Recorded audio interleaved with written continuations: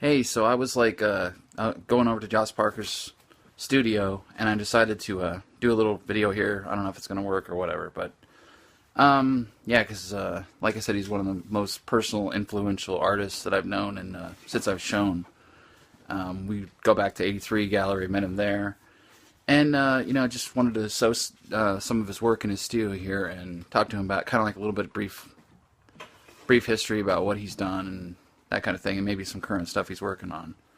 So we'll take a minute here. What's up? I'm Joss Parker. Primarily, everybody knows me as a pop artist. Stencils and spray paint, although I've moved into automotive paint lately and using some of those techniques, doing kind of a cross not reference, but I can't even think. But incorporating those techniques into some of the stuff I do.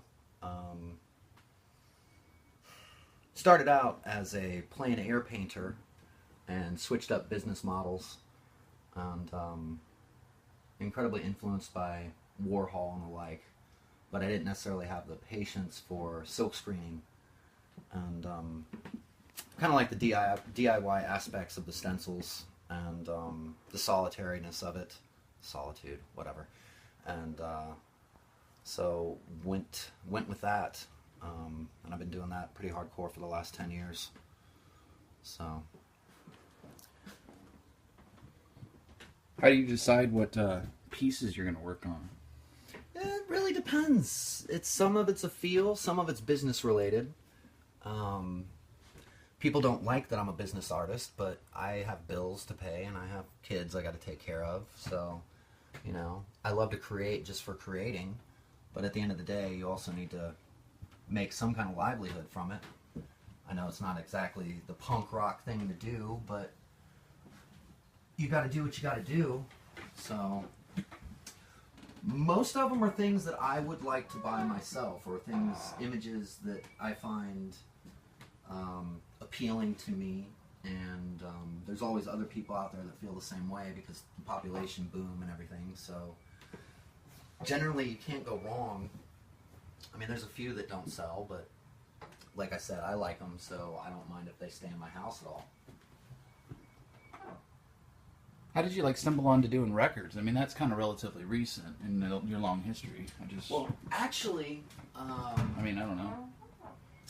the Pop Shop Gallery up in Cleveland, it's defunct now, I think. I don't know if they're still around, but them and a buddy of mine in Detroit, they turned me on to the records, and I got a friend here that he gets them for free by the stack, and it's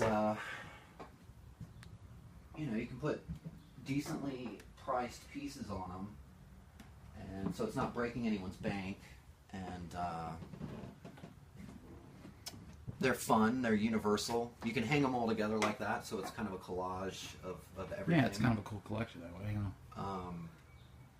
And again, I don't sell them for much, so they're ideally for people that don't want to spend a lot on art, but they like an image and they would like to have it in their home. So it's good for getting people into the arts, which, us artists, we're competing against, whether it's bands or movies or dinners or just people going out to bars or whatever. I mean, as business people, we're competing against anything else that people are going to spend their money on. So, I've obviously been through times where money's been tight and I'm not going to spend $200 on a painting. So if you can have little records like this where you get them for free and they don't take long to do, they're not breaking your bank to do, so to speak. And I don't make a ton of money on them. That's not the point. It's really more just to do them, get them out into the world, and get people back into the arts and help establish the start of their collections or whatever. It's a lot like tattoos. You get one and then you're kind of hooked and you want more. So that's where these records come in. As far as when you were starting out, or I don't know where it is exactly, because that's interesting to me. I don't really know exactly about it, but how did you? At what point did you start? Well, okay, maybe I'll mess around with stencils, or how did you migrate to using stencils? You say like open air. You were starting out with open air initially, right? That's a fascinating. I think maybe. Well, I had done more avant-garde modern pieces too. I had done like studio art classes and everything, and had brushed up on Warhol and Pollock and that kind of avant-garde movement. So the plein air was great. It's just the market changed. Not many people, especially in Ohio, are buying plein air landscape paintings in oil. So it's very modern, very pop now, and which I'm kind of a child of pop myself. So it was just, I just free flowed into it. There wasn't really much thought behind it. It really started out with me doing just the standard ones that you buy at like, Home Depot or Menards or whatever, just your typical letters and numbers, and then seeing the negative and the positives of it, and figuring out in my mind how to cut them out, and doing it that way. You can kind of create your own image. You can copy. You can play homages, whatever. So I found that very interesting, and from an economical standpoint, it was cheaper to do than to amass a bunch of brushes and oil paints. I mean, that stuff gets incredibly expensive. And I had spent so long doing art just for the sake of making art that after a while I was like, it would be nice to do some things that people might actually want to buy. And it just progressed from there. Now it's blown up pretty big. I mean, you've been doing a lot of stuff, a lot of shows and everything. Like, maybe, what are your, like, future plans as far as where you're going? Maybe, I don't know, it's just interesting to talk about those things, I think. I don't show quite as much in Columbus as I used to. There were months here where I would do, 10 shows a month or something between pop-ups and festivals and 83 Gallery and Mac Worthington Gallery and all that. And when you're starting out as an artist, you need to do that at first because you have to get yourself out there. So you have to do a lot of shows. You need exposure.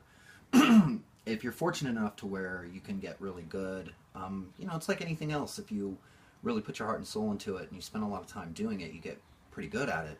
And hopefully, the right people or collectors notice you, and you can get fortunate enough to where you don't have to literally kill yourself in the studio 12 hours a day, 7 days a week. So I don't show as much as I do. I'm more on quality and not quantity these days. So I'm still at Mac Worthington every month. There's still shows I'll do like Clay Space or Brothers Drake or something like that. But I'm primarily mostly focused on New York City and the Hamptons in particular. I do shows up in the Hamptons every summer. So a lot of my focus goes there. And it's nice. I call them bizcations. I like to mix business with pleasure as much as I can and kill two birds with one stone. So it's nice to be able to travel, see the world, meet interesting people. The more interesting flavor, the better, I guess. And the Hamptons is very international, and I like that. So it's been really fun. There's some shows coming up here in Columbus that I'm going to do, but the scene here it's evolving. Obviously, the Short North isn't quite as active as it used to be as far as the arts. A lot of the gentrification has taken over, and so the galleries couldn't afford the spaces, which happens. So it's shifting, and sometimes you just have to sit back, be patient, let the changes take place, continue to work on your stuff, and then you're ready to rock when it turns back to the way that it should be or whatever. Oh, you're working on a stencil here. Looks like it took a while to do these little cuts, and these ones for sure. I mean, dang, that's that one's a pain. Interest. How long are you into it now? I'm just wondering. It's about an hour, but it's like 5 minutes here, 5 minutes there, because with all those little dots and it's just like, how do you stay motivated to just sit there and cut out dots for 2 hours? So I'll get a blade and I'll work on it for 5 or 10 minutes, take a break, take a step back from it, do what else I'm doing, and then get back to it, put another 5 or 10 minutes into it, and just slowly, it accumulates and then it's done. Easier ones, obviously, I'll go through really quick.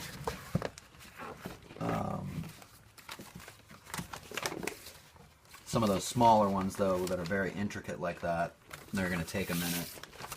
Yeah, that one. But then if you have something bigger like this, That's cool. Plus, you have to take your time, because the number one rule with stencils is, it's like a lot of things in life. If you don't have a good stencil, if your base stencil isn't good, your painting is not going to be good. It's not going to, it's not going to be clean. I try to go more design with it, less art. I like to minimize the mistakes as much as possible. I think in our modern society, so many people have gotten used to computer graphics and everything being crisp and clean, that as an artist, that's what I'm striving for. I'm going for that cleanness and that crispness. Minimize the hand, take the hand completely out. People see it, it's very flat, there's no elevation. I don't know, people are just like, wow, that looks really well done. I don't know, it's really all about the consumer. Also myself, it's my own personal kind of view or thought on it too. But I think as an artist, you evolve, obviously, and so at first you're okay with sloppy and messy, and it's more expressionism because you're really just reaching out and expressing yourself. But after a minute, you want to really refine your techniques and your styles and try and, at least from my point of view, you want to make it as clean as possible. That's what got me into art in the beginning anyway, was graphic design and just design in general. So I always wanted mine to look like prints and not like they were painted or anything. So I've completely eliminated brush strokes and my hand. I like this one. It's kind of in the middle here. It's kind of interesting. It has, it needs the base stencil, the black, done. Yeah. One more, and then that will be done, unless I do something with the background or whatever. But I kind of like it just plain and simple like that. It's bold in its own simplicity, I guess. Yeah, because some of them are more elaborate in the background, but then it's nice to have like just a solid background. On the image, yeah.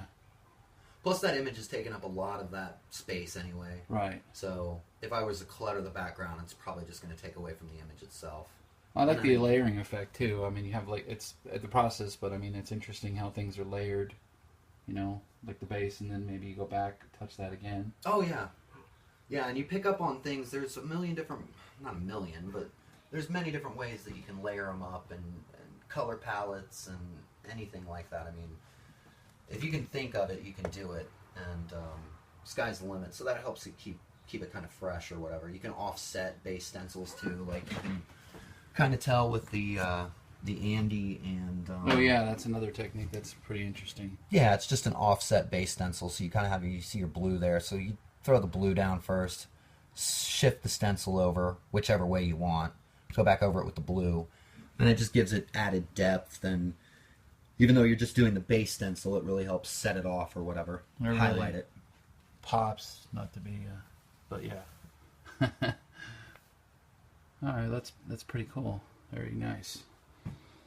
I think they'll cut it here. It's about pretty good. I think. Well, nice to see you, Joss. And I don't know, whatever. We'll see about uploading this and whatever. Well, you can see me next at Clay Space at the end of the month. This month, This is March still. I think it's the 30th and 31st. I'm not 100% sure on that. And then after that, there's a... Are we doing that duo show still in May? I believe so. Okay, so we got a duo show, collab show, or however you want to call it.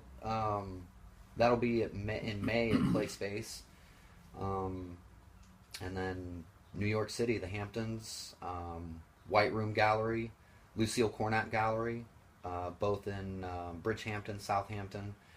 And I don't know, probably Pancakes and Booze. I like that setup, so I'll probably do the fall show in New York City. So far, I'm mostly focused on... Again, the automobile painting. I'm doing a lot of collision repair on a lot of high-end kind of cars, and it's definitely a science to be able to match up the colors exact and lay it out exact, and then you got to clear coat them, and everything has to be perfect because we know how people are about their cars. So a lot of the paints and everything are things that I can start incorporating into my own work, like I know this here, the Kool-Aid, it seems like it's just a basic raw white background canvas, but it's actually, you can't really tell too much in this light, but it's a pearl that is actually used as a mid-coat on cars, and the white is actually an automotive enamel.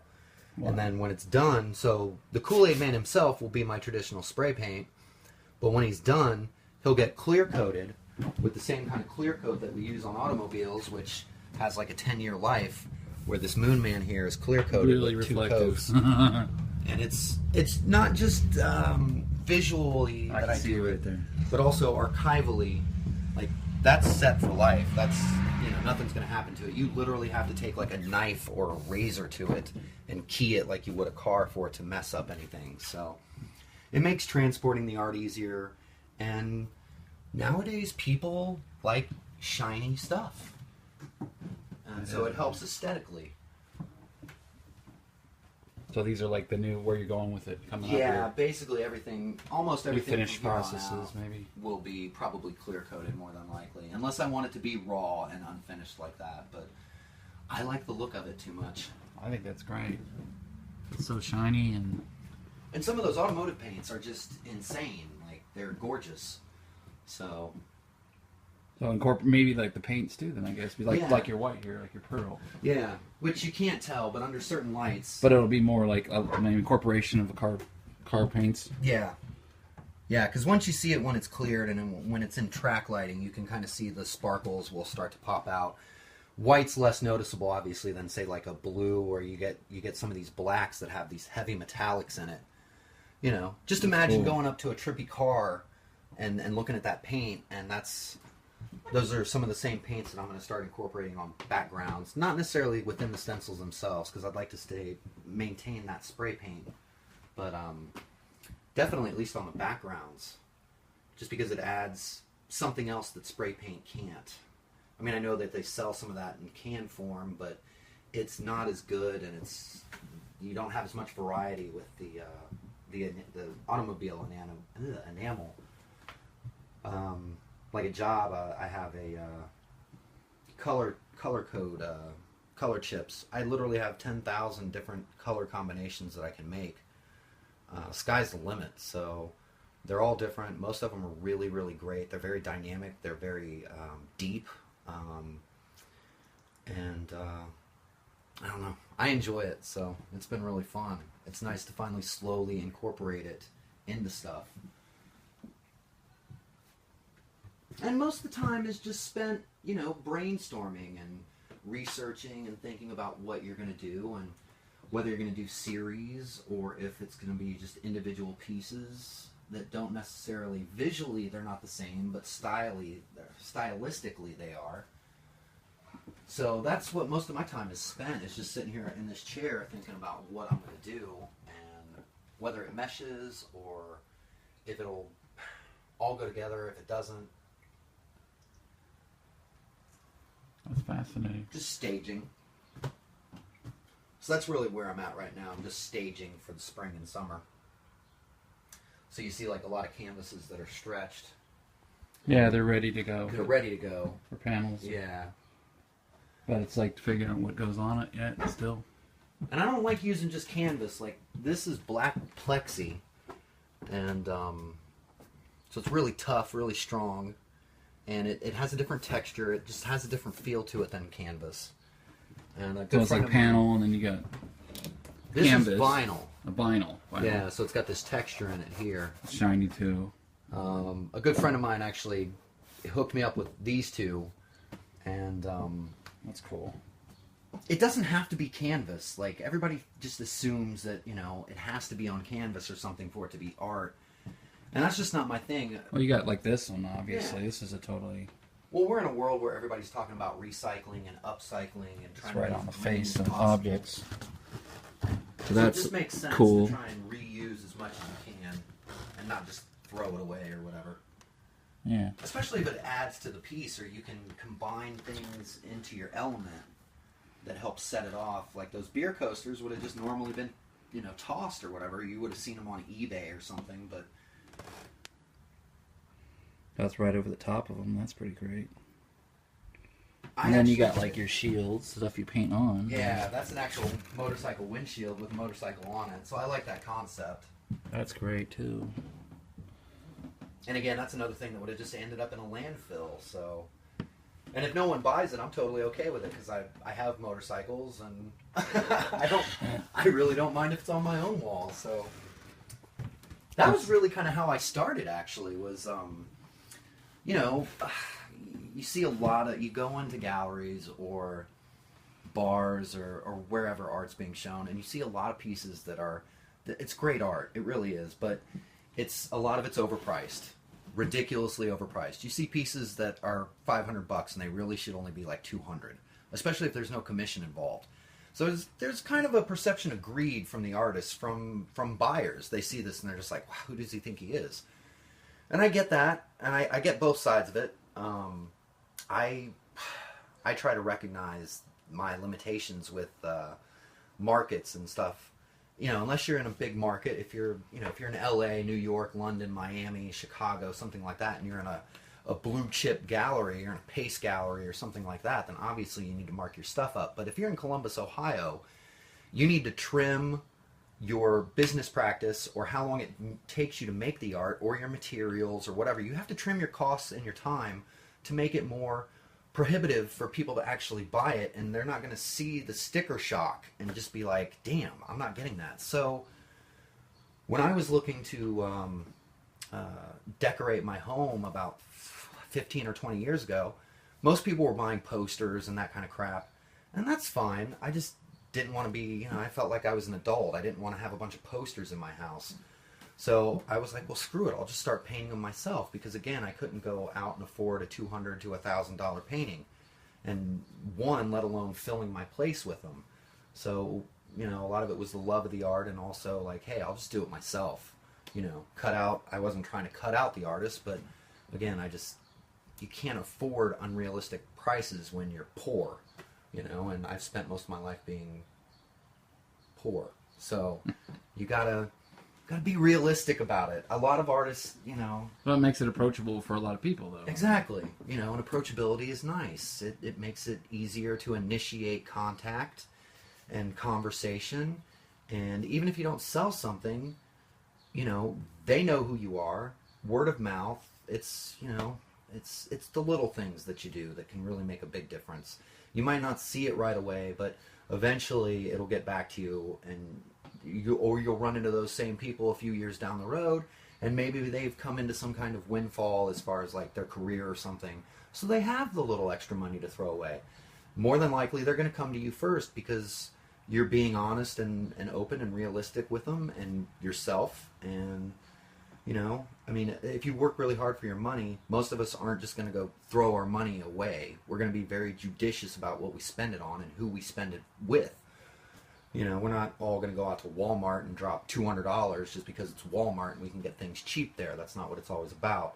A lot of people want to support local, and I think it's part of our jobs as artists to make it more affordable and realistic and approachable, and so that's generally been a big part of my focus.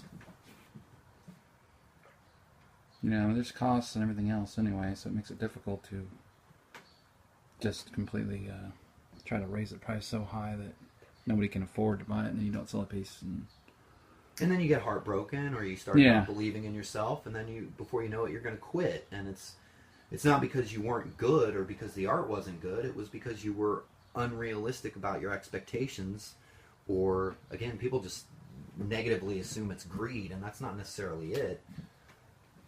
You might just not know how to price your work.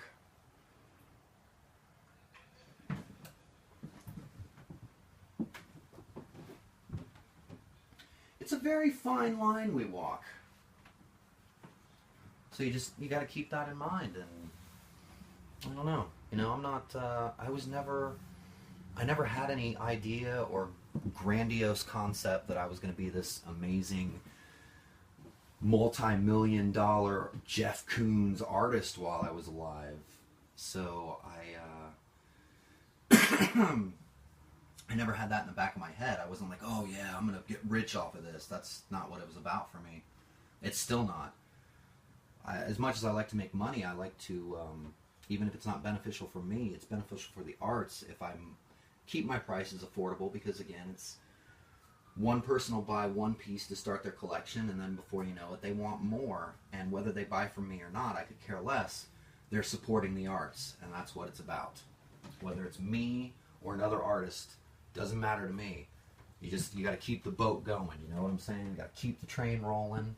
You got to keep getting people into the art, because it's good for all of us. That was pretty great. I appreciate interviewing you.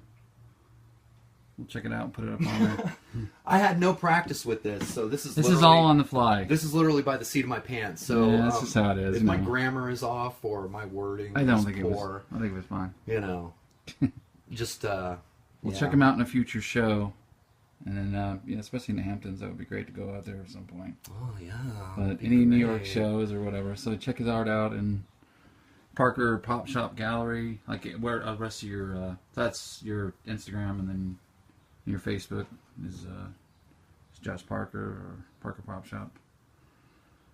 And you can connect with them there, and then yeah, at our future show or whatever. And like, comment, subscribe.